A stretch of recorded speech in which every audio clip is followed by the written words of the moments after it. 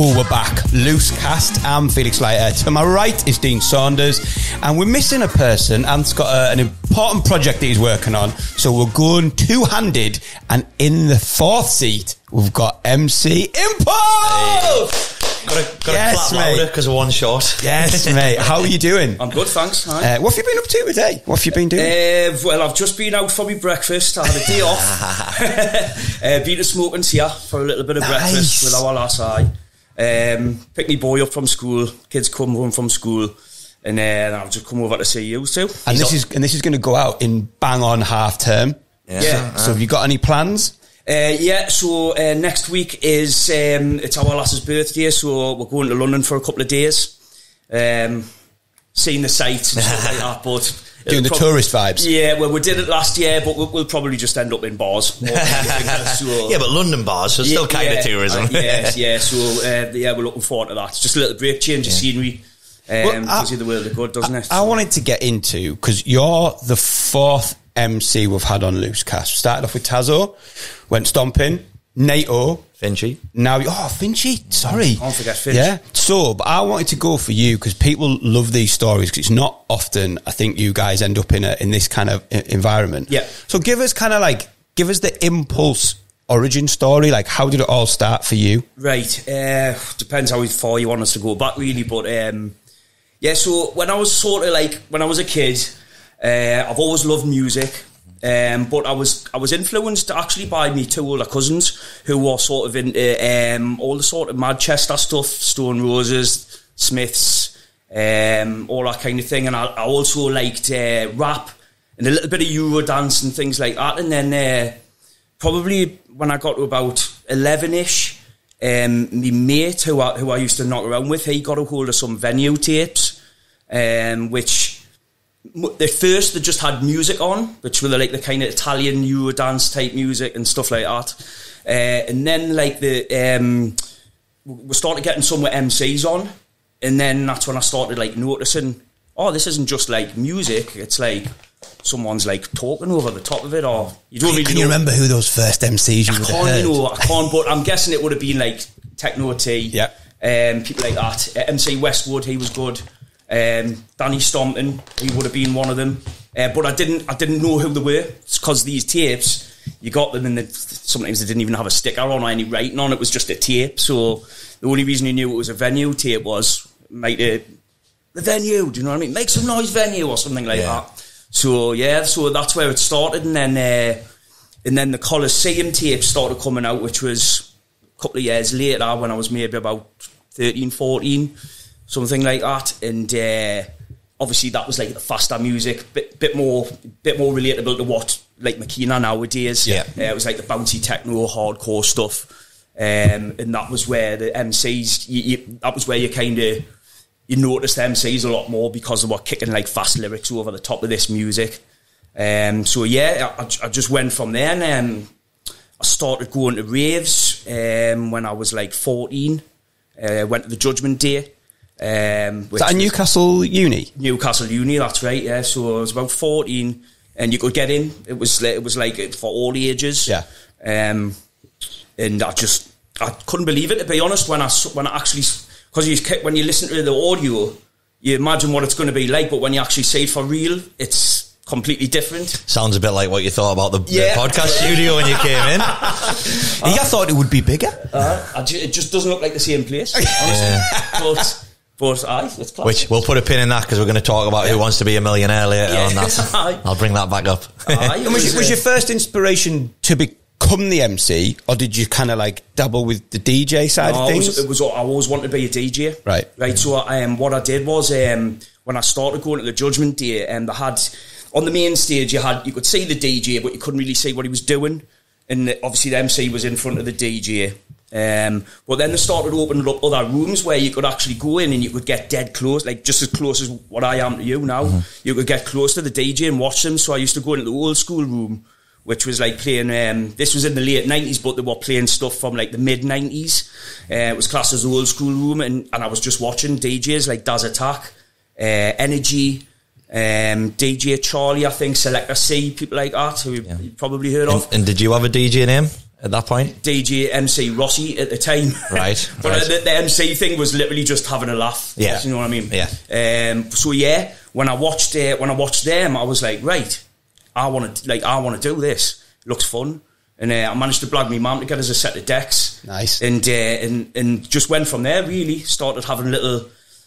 Did you start straight off with Makina, or did you kind of start 90s kind of... Yeah, well, it was happy hardcore at the time. Right. There wasn't really much Makina around then, so it was like, I think the first ever record was Shooting Star by Bang. Yeah.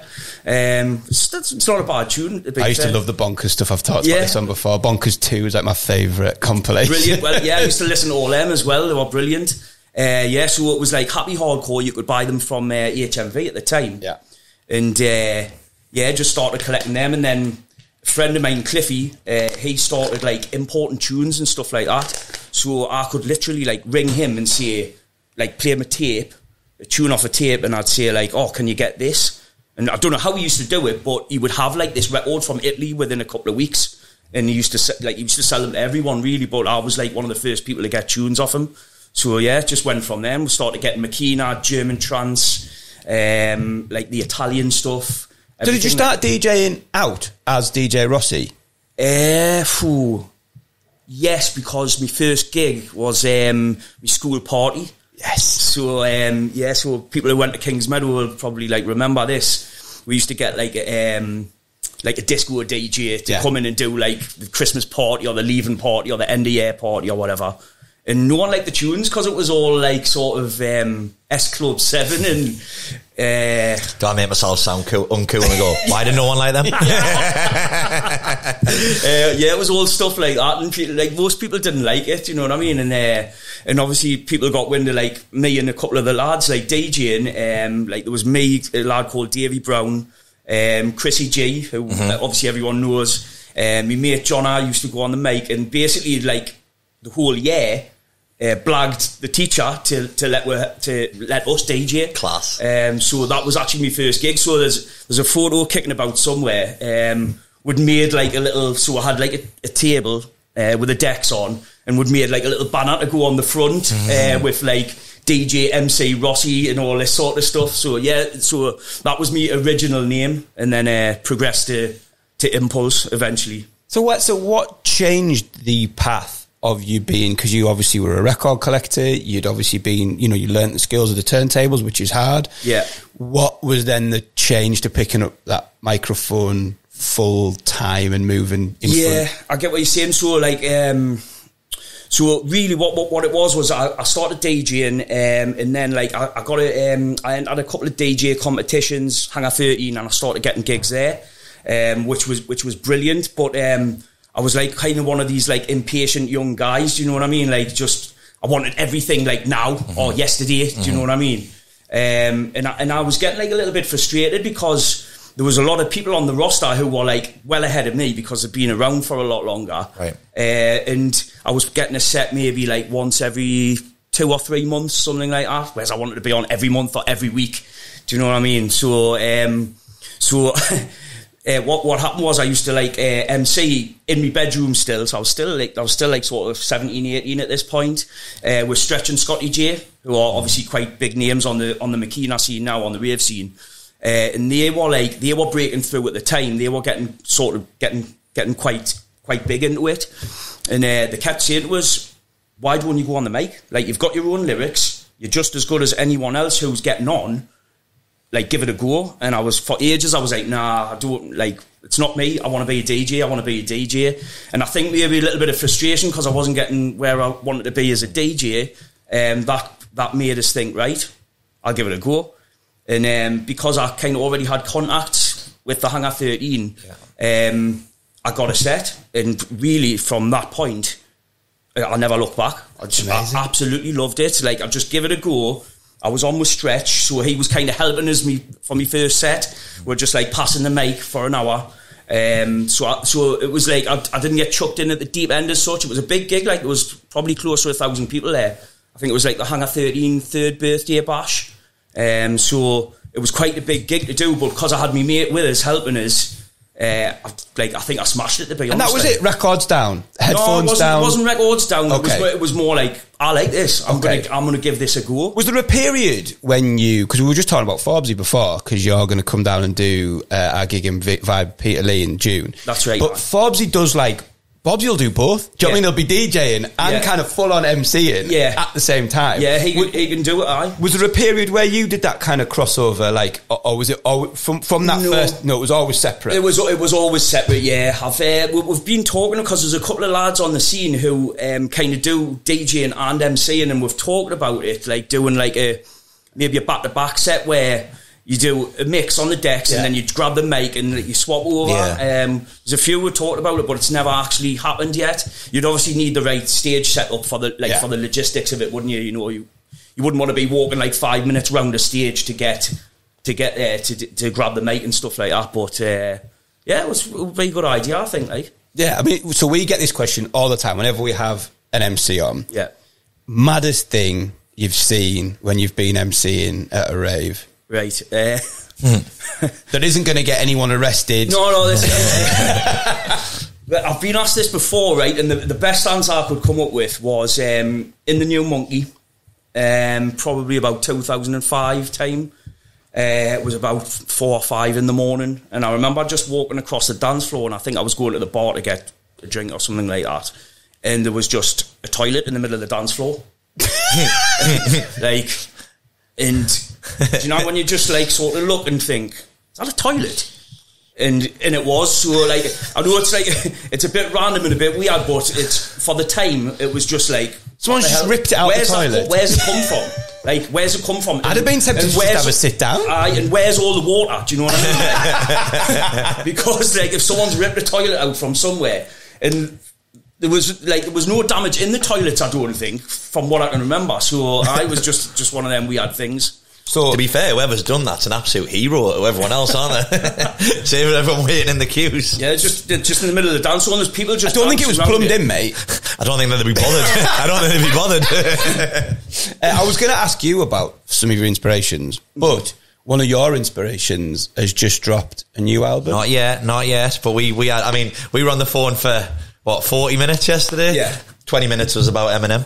Yeah. So this episode goes out obviously on the Tuesday. Yeah. We believe Eminem is dropping the album on the Friday because he's doing one called The Death of Slim Shady, and they did like a little teaser, and it was 31st of May at like midnight, which is obviously midnight American time, which I believe is 4-5 here. It depends whereabouts in the And obviously I'm not that sad to stay up till then, so I'm going to go to bed. I was going to say, so I'm either going to like go to bed and set an alarm to wake up at that time, or I'm probably going to be awake anyway. Are you checking? I was going to say, if you're awake anyway, you might as well. I was going to say, you messaged me this morning at like quite a lot of messages at 2 a.m. I was having a brainstorm. I love it.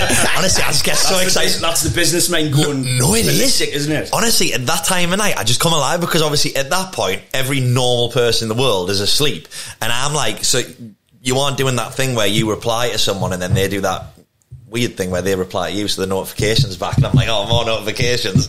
So I'm like, I like it at that time because everyone normal's asleep, so I can just crack on with all these ideas. But yeah, I was throwing stuff at you at that time. But I have also said, obviously we were talking before, I know you're going to ask a good question on this later, so I don't know if I'm going too early or setting you up, but obviously we are finally, it was delayed a couple of weeks, but we are finally recording with Stompin and Tazo next week. And obviously, again, the reason I know you're such a big Eminem fan is because me and Danny were on about it. But I've said we're recording on the Friday, and I was like, that Eminem album comes out at 4 or 5 in the morning, so I was like, I will know every single word to every song by then. So I was like, you might want to take a listen to a couple of the songs. Well, you can answer this question, because this was one that we got sent in for Tazo, and Shaq kind of asked him about it as well. So how do you go about like writing, and I'll come to you about memorising, but how do you go about writing and memorising your rhymes? Yeah, so back in the day, right, it was really easy for us to do it, you know, when I was young, and I was banging to it, and like I had the sort of the buzz that you get when you first start doing something, you know what I mean? It was really easy, and things used to just pop into my head all the time. Now, if I want to write something new, I've got to sit down, and I just need a bit of peace, which it's hard to get when you get a bit older. Hence the 2-3 o'clock in the morning thing. Yeah, perfect. So like just a bit of peace. I'll play some tunes on my little speaker, and I'll just sit with my notepad, and I'll just try and get a feel for the music and just see if I can come up with some words. But also when I'm sort of like, if I'm sort of walking around or I'm driving or something like that, if something pops into my head, I'll put it in my phone to memorise it. And then what I can do is when I'm sitting writing, I can go back and go, actually, that's a good hook, that. Do you know what I mean? It's like, and then I can do something like that. I can use that as a start, or I can use that as an end to a lyric. And so I'll just do it like that, basically. Would there be a specific, because you just said there, which I loved, like, would there be a specific track that you put on? You know, if you're like, no, I'm trying to write something new, that's my go-to, it always gets the juices flowing. No, not at all. I just put a DJ set on. Right. Someone's, it doesn't have to be rave, it could be something slower, could be like house music. Really? Or, yeah, it could be anything. And just try and get a flow. Do you know what I mean? Just try and write something. I try and write sort of like songy stuff as well, but it's like when I'm writing that, I don't know if I've just got the idea from a song that already exists. Right, if that makes sense. Yeah. Do you know what I mean? So it's like, that sounds all right. But sometimes you can make that into like a hook or a lyric. Do you know what I mean? Yeah. So I do like sitting down and writing, but I'll be honest, it's like it's not as frequent as what it used to be back in the day, you know. So well, here's one for you as well. So if you can think of one of the best lyrics you've ever came up with, go backwards. Where were you when you were coming up with that? Is there any good stories of the best lyric I've ever? I mean, it's the whole Eminem came up with his name Slim Shady when he was on the toilet. I mean, it's not the same as Elvis on his, but like the best lyric you've ever came up with. Can you remember where you were? Can you remember how you came up with that? Do you know the only lyric story I've really got is probably one of my most popular lyrics. It starts off, born in Newcastle, brought up in Gateshead. And that was like, I still say that now, but I actually made that up when I was like 14 or something like that. Class. So that was like, I don't know if anyone's still got these tapes, but I'm more back in the day when we used to do like bedroom sets and stuff. We used to make a tape, and like, I'm from Dunstan, so we used to sort of pass it around to our mates in Dunstan, and people used to listen to them like the same as like the Monkey tapes and the After Dark tapes and stuff. But that lyric will be on those tapes if anyone's still got one lying around anywhere. So that's like that's probably like my only decent lyric story to be. Well, you were telling us before, weren't you? Obviously, just before you came in, you had some of your lyrics done at you today, didn't you? Yeah. When you popped in. I feel like every time we get an MC on, they get recognised and get some lyrics thrown at them before they arrive. Yeah, it was in the bank. Some lad behind us, IMPULSC. Stop looking at my pin code. I think you make a good point about the tapes though. I mean, we touched on like the bonkers hardcore stuff before, and I think it's hard to not sound like a bitter old bastard here, but because there's just so much now, like everyone's got a SoundCloud, you can hear mixes everywhere, there's Spotify. The thing before was like you were so excited to get that new tape, that new mixtape, you had it memorised, the tunes, you were searching for the tunes, you were trying to get them for yourself, you know, in the MC's cases people were learning the lyrics. I think it's harder now to have that kind of like impact because there's just so much content out there now, man. It's massive competition, man. It's really hard, and there's like these young guys who are coming through, and girls as well. Do you know what I mean? Who are writing brilliant stuff, and they're really pushing themselves through social media and everything like that. So it's in a way like they're maybe trying to catch up to the likes of me and Stompin and all the other guys, but like it's like they're difficult competition at the same time, aren't they? You know, because there's so much. So I want you to, I asked you this before, and I'm going to throw in a curveball as well. I want you to shout out a couple of up and coming MCs. Yeah. So some of the I don't want to call these guys up and coming because some of them have been around a while, but they're not they're not as well known as maybe like your Stompins and Tazos and people like that. But the guys coming through are the likes of Connect, John Boy, Davey Blast. You maybe put him in that category, whereas I think he does like rap stuff and that as well. So there's all sorts of guys like that coming through who are brilliant, you know. I'm probably missing someone off here, so I don't want to upset anyone. What are some of, again, this is another one that like everyone loved when we asked Tazo especially. What are some of your favourite tunes to MC? Like, to actually MC? Yeah, so if you're kind of obviously there, it's not like it's planned or anything with the DJ, and then the DJ drops them and you're just like, yes. Yeah, so my favourite is called Capital Rhythm of Happiness. It's like an old Spanish Maquina tune. Breaks down. It's got a nice little sort of techno piano on the breakdown, and then it just starts winding up with the sort of classic Maquina sound, and then it drops in, and then it's got like a sort of change in phase halfway through the melody where it gets faster. So they're the kind of tunes that I like. Do you know what I mean? So where they kind of change a little bit as well. They're the ones where you can sort of do something with your lyrics. You can maybe start with a slower lyric and then hit them with a faster one. Because it gives you a change of energy. Yeah, you've nailed it there. It's like a change of energy. You're right. I also like, it's from a Northeast producer actually, Andy Static. Static Sonic. A proper cool tune, honestly. It's like he's like sampled like the Sega. You know, the old school Sega thing? Sega. Yeah. He sampled that in it, and it's got like a Sonic the Hedgehog kind of melody to it. Nice. Like 8-bit kind of like... Oh, yeah. It's honestly, it's classic. Give it a listen, honestly. It's absolute work of art. It's brilliant. And the melody, when it kicks in with the bouncy beats, just unbelievable. So, you can tell I like that one. Yeah. You know what I mean? It's class, Love it. What are you looking at me? What am I about? I can't even speak. What am I about to get asked? No, I was just trying to work out how we were going to get onto the game show chat. The game show chat. Oh yeah, because we have one to, because we wanted to talk about it, and we're like, no, everyone stop. You didn't tell us about. Wait till the pod. Actually, tell us about. Oh yeah, well, it's cause obviously I feel like as well we need to give Rossi a shout out, because I think he's the first time someone's came and they beat both of us here. Yeah. I mean, every person's beat me here, but it's the first time that someone's beat me. I know. Well, he rang us and I was saying, like, we were chatting yesterday and he was like, is there anything I need to know? Before I was like, well, there's nothing you need to know, but there's something that I need to know, that I need to get a haircut and a trim in before we record. And I was literally in the barber chair and he rang us, he was here. I was like, oh my God, you're 10 minutes early. I was like, we're going to have to wrap this up. Cue a joke, is that why your haircut's not finished yet? Nice, before anyone gets us. But then obviously we got here. Obviously a thank you that you moved it a week, because it was meant to be last week, wasn't it? But obviously it's no bother. I forgot that I was at a wedding on the Friday, but I went. It was amazing. And then when we were having a bit of crack, obviously he came in, he was like, is this where we're recording? I was like, yeah, why? And you were like, it doesn't look like it. Honestly, doesn't. When you walk in, I really thought it was going to be like much bigger. Just yeah.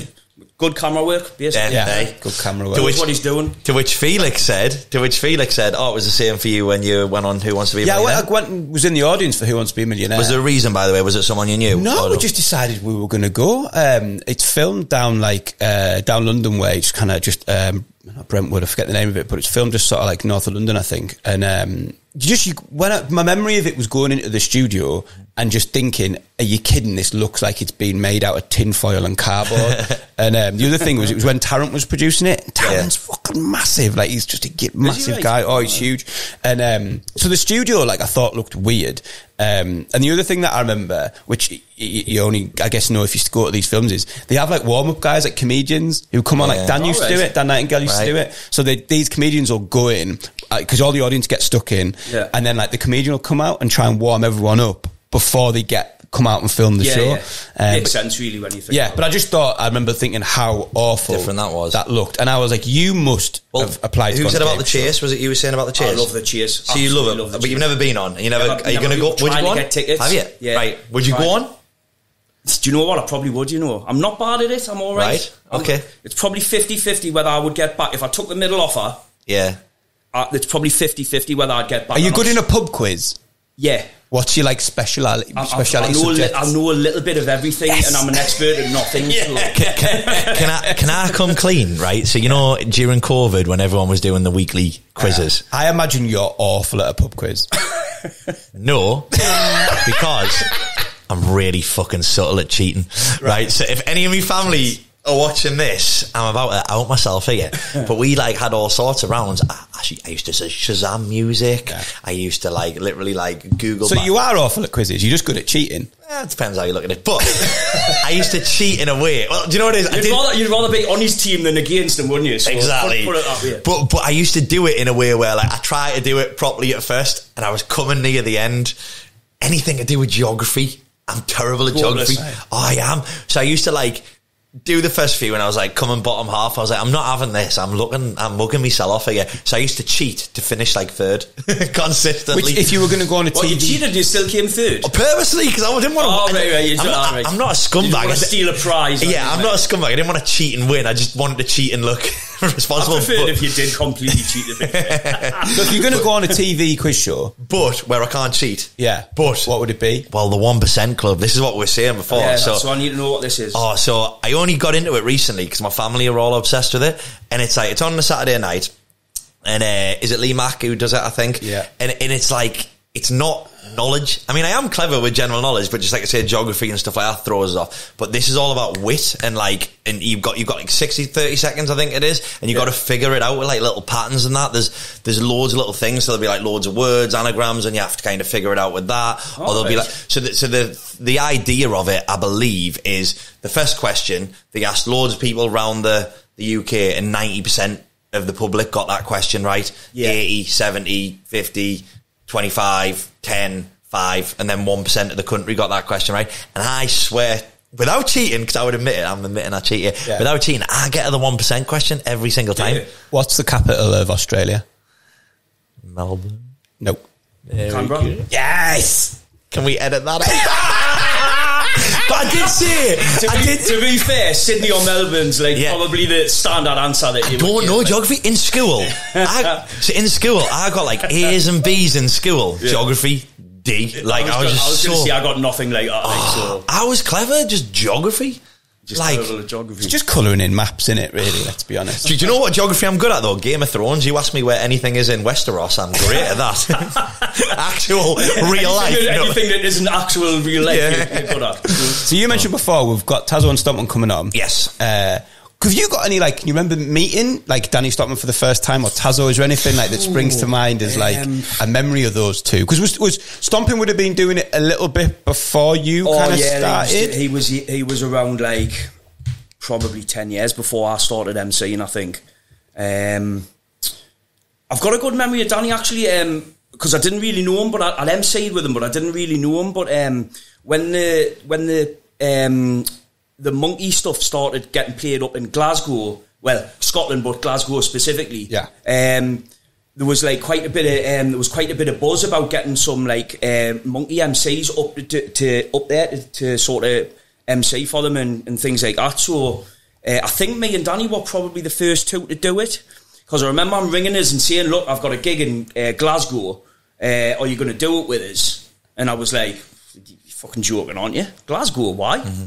And he was like, "Oh no, it's like they love the monkeys. Oh, they love it hard and fast up. They do, yeah." This was like 2005 sort of time, I think, maybe 6. Anyway, and at first I was like a little bit apprehensive, like thinking, I don't know about this, but he said, no, it's legit, like the genuinely want to do it. And I was like, all right, I'll come up. So maybe he just wanted someone to drive him, to be fair. I don't think he drove at the time, but anyway, we both went up, and it was the first time I'd sort of spent proper time with him, do you know what I mean, and had a bit of crack, because you know what it's like when you're in a nightclub. You kind of have these 2-minute conversations where you can't really hear what the other person's saying. You know, you're shouting in each other's ears, spitting in each other's ears. You haven't seen me and him in a nightclub. We do the same thing. Still can't hear what we say, but it's not 2 minutes. It's an hour, and we're like, "Do you remember that?" Nope. Tinnitus has got me. Like, I have to like stick my finger in my ear. It just seems to tune out that 2K voice range, and I just can't hear anyone. Sorry, I've interrupted, but it's one of them as well, where it's like you'll say something. You're like, "What was that?" You'll say something again. You're like, "I really can't." You'll say it again. You can't ask again, can you? You can't. Two's like the limit. I know about me. And then it's worse when they're like, "Oh, so we're doing it," and I'm like, "I don't know what I've agreed to." It's dangerous for you, actually. I know. It's pretty dangerous. But yeah, sorry, I interrupted there. So like really, I hadn't really spoken to him properly, but I was just like fascinated with these stories from the venue, and like obviously you have done these on the podcast and stuff now. But like he was telling me all this stuff, and I was like amazed. You know what I mean? So yeah, that was like I say, it wasn't the first time I met Danny, but it was the first time you had a good chat with him. It was the first time I got to know him. Do you know what I mean? And we did the same thing. He came to do that gig for me and Vibe Peter Lee. We hardly spoke in there because he got there, did his thing. Do you know what I mean? The usual fist bump, blah blah blah. Yeah. Left, got a quick photo. Then when he got home, we both got back and we were watching the boxing and the MMA. So we were just texting for about 2 hours, all about the fights. He loves his fights. Yeah, he loves his boxing and MMA and stuff like that, doesn't he? Well, we said it. I mean, I'm going to get it wrong because I haven't actually replied to him yet, because I've sent out Well, actually, I'll tell you what. We'll use this opportunity. He'd said, "Do we have any contacts to get some tickets to the UFC in Manchester?" Because him and Shaq are up for it, and obviously we said we'd go whenever. I don't know if you want to come as well. So if anyone can help us with some, what a shameless plug! But Manchester UFC, can you help the boys? Is it the Co-op or is it the other one? I don't know. You Google it, and I've got another question. So was Tazo a little bit after you, or very similar kind of time? He was before. When I started MCing, Tazo was kind of like in the stages of really establishing himself. Got you. So there was like a sort of group of MCs at the Monkey. When I first started MCing, it was at the Hangar 13. Yeah. So the sort of Monkey lot were like really sort of like getting people's attention. So this was 2003 when I started. So by that point, they would have been quite big by then. So Tazo, Ace, TNT, Trance. All that lot, they were like Turbo D, they were all kind of really established by that point. Probably only took them about a year or something like that to get their names big, you know. So yeah, he started before me, Tazo, definitely. So you've been doing it a while now, right? Yeah. What's the best thing about being a rave MC? Other than free UFC tickets, someone's going to talk. It is the Co-op, by the way. So again, if anyone's watching this and they want to look after Stompin, Impulse, Shaq, and Felix Leiter, and by default I'm coming as well, then let us know.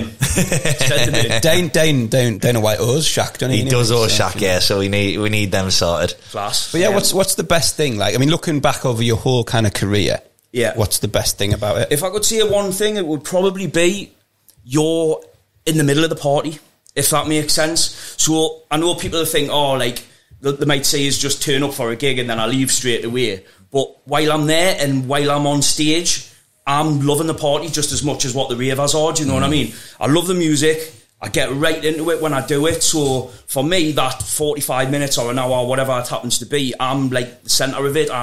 I'm having just as much fun as what they are. Do you know what I mean? So yeah, I would say that you're kind of like the epicenter of the party. How has it changed over the years? So you're saying there, like occasionally now you might just turn up, do the set and leave. Yeah. But like back in the day, I imagine you were there like for the whole night. I was right involved. I was into everything. Do you know what I mean?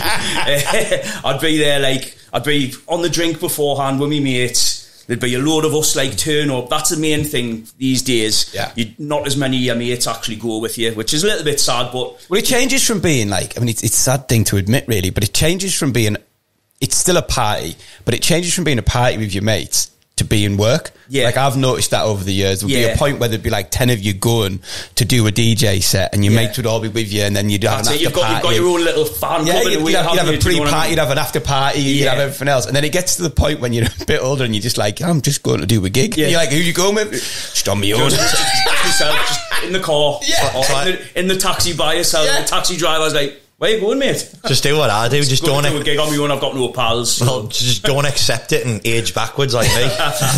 Benjamin Saunders. But that's probably the main thing. Like, you've got all your mates going with you, and you're there probably near the start of the gig, and then you do your set, and then you're there afterwards. And like you say, you'll have an after party. You'll go back to someone's house. You're on the drink for however long. Do you know what I mean? And then that's probably the main difference, I would say. Would you all like MC at the after parties and stuff as well?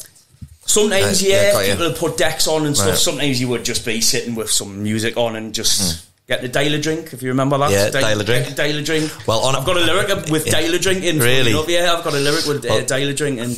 This is my protocol. We go Dial a Drink. If Dial a Drink doesn't work, I walk over to Spot White and I beg them for some. Can I buy a bottle? I'm having a party. I'm gonna slightly change a question that I told you about before, and you were like, "Oh, that could be tricky to answer." Yes. So I'm going to slightly modify it. In your memory. Right. And it's not one answer, as many as you like. Who have you had some of your best MC back-to-backs with that you can kind of remember that, like, memories of them? I mean, I don't want to upset anyone yet. No. So, no, but what I would say is I've got, like, there's probably a group of about 10 MCs, possibly more, possibly a bit less, who I've worked with for years, who, when I'm sort of paired up with them, I know it's going to be easy. Do you know what I mean? It's like, you don't have to think about it. You can bounce off each other. I know when he's going to stop. He knows when I'm going to stop. I can jump in certain bits because I know what he's going to say and things like that. So there's like a group of about 10. So obviously me two guys, Stretch and Scotty J, who I started off with, who basically inspired us to get on the mic in the first place. Definitely them two. Then you've got sort of Ace. I do good back-to-backs with him. Hoggy. I haven't done a bad set with him. Done it with him for years. Stompin, Ronez, TNT, Trance. God, who am I forgetting? Turbo D. So basically, if you went back, like, say, I don't know, 15 years and looked at, like, a typical rave flyer from then, and you looked at the MC lineup, you could probably, like, say everyone on that lineup because you've worked with them for so long. Yeah. I've been really diplomatic there, obviously. Well, I'm gonna force you into something here. Again, we mentioned it, like a dream. You called it a fantasy, like rave. So it's like a dream lineup, right? It can be at any venue at any time you like. So it could be back into Hangar 13. It could be, a venue. It could be wherever. So a venue that you've performed that you have a memory of could be old or new. And I'd like just a couple of names of DJs and MCs that if you could have this fantasy gig, what like would a set? Do you mean? Yeah, like so. Well, no. So I mean, it would be like you'd almost curate the whole night. Do you know what I mean? So you've got the venue that you want to do it in, and you've maybe booked like 3 or 4 DJs that you just love, and you maybe booked 3 or 4. So an MCs. example, not that I'm arse-licking anyone, but mine would be Empress with Felix Leiter DJ and MC Impulse. Yummy. There we go. Hey, it'd be good, that, wouldn't it? Shall we do it? Do you know what it is? When I said that was a hard question, I have actually thought about this in the past, and like I've always had this weird thing where I thought if I retire, and I was going to do a last like gig, I would do a set with like all me mates on the decks and all me mates on the mic. Do you know what I mean? So on the decks, like Chrissy G, DJ Quest, Ollie B. Like there's loads of them really. Do you know what I mean? Like so maybe just like each DJ playing a tune or doing a mix each, and then probably all those guys I've just mentioned, like obviously doing like 5 minutes back. And if you ever known this to happen, like if no, it'd be incredible. You need to get that. I mean, you definitely don't need to retire, but you should definitely organise that. Rave to the Grave have done like a sort of mini version of it. Okay. So the last gig I did at Rave to the Grave, we had like 3 DJs back to back on 6 decks, right? So it was like a 3-way DJ battle, 2 mixers, or would it have been 3 mixers? Would have been 2.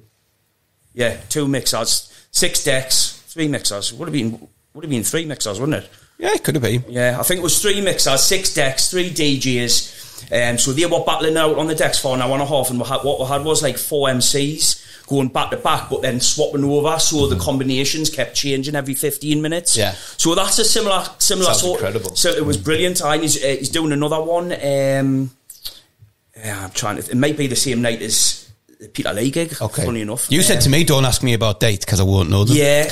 Well, when I looked in my phone and I was like, "Oh, I've got 2 on that night." So. I said to you, don't ask me about geography, and what did you do? Good question. I think people might find really interesting. So you mentioned obviously the 10 guys that you've probably worked with a lot over the years. Yeah. Outside of the club and MCing together, are you all pals? Is it a close knit group? Yeah, I've got. I mean, some of the lads, like I'm godfather to their children, and things like that. And yeah, we socialise together. We'll keep in touch, things like that. Yeah. Obviously, some people, keep themselves to themselves, and which is fair enough. But yeah, I mean, most of them I keep in touch with, or I'm in group chats with. We'll sometimes go out for a pint or to watch a football and things like that. So yeah, that's class. I know loads of the DJs in town do it every year, don't they? Every Christmas, all the DJs get together. I think that's how. So and we asked Tazo this: Newcastle fan or Gateshead fan? Newcastle. Really? Newcastle all the way. I like Gateshead. Obviously, I've lived in Gateshead most of my life, so I like Gateshead, but I'm Newcastle through and through. I was gutted because there's a date that we had booked for Tazo and Stompin was right after Tazo had been down to Wembley for that incredible Gateshead win, and I was like buzzing to talk. I mean, I still will talk to him about it, but I was buzzing to get like a couple of days after reaction on the afterglow. Well, I think we're about there, mate. Have you got anything else you wanna bring up before we call it? No, but that has flown by, hasn't it? Went quick, to be honest. That has flown by. No, I loved it. I mean, I'm speaking for you, but I think you'll definitely come back. I think we enjoyed that. I think for a bit of crack. It was funny because we said, I was like, I guarantee guarantee, because every time we speak, we're on the phone for bloody ages, aren't we? And I'm like, I guarantee you'll come on, you'll enjoy it, and we'll do more of these. But no, I loved it. I think it was... it was a little bit out of my comfort zone, but it was all right. We've got an exclusive, haven't we? Because you've done a podcast for, but you've never done a podcast, but only an audio one. I haven't done visuals, so... And assuming, as we talked about before, the cameras actually haven't gone off, which